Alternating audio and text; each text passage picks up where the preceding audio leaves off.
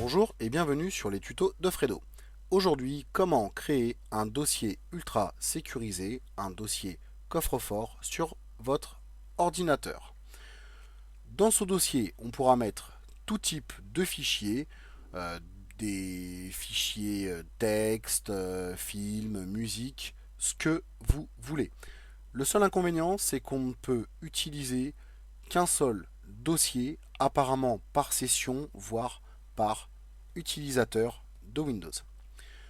Pour ceci, nous avons besoin d'un code qui se trouve ici, que je mettrai directement dans la description. Vous prenez ce code là, vous le mettez dans le bloc-notes,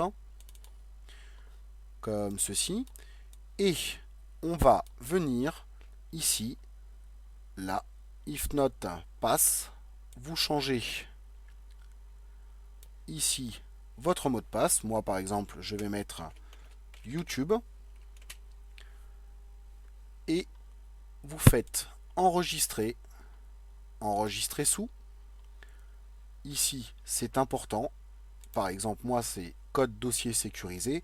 Bon, vous mettez un terme que pour vous, par exemple, vous le modifiez, vous mettez, je sais pas, humour, quelque chose qui ne parle pas trop, mais vous savez ce que c'est, et vous mettez point bat. Très important de le mettre en point bat. Le point bat, je vous rappelle que c'est un exécutable. Ici, vous mettez tous les fichiers et vous faites enregistrer. Vous fermez ceci. Là, vous avez votre nouveau fichier qui s'appelle humour.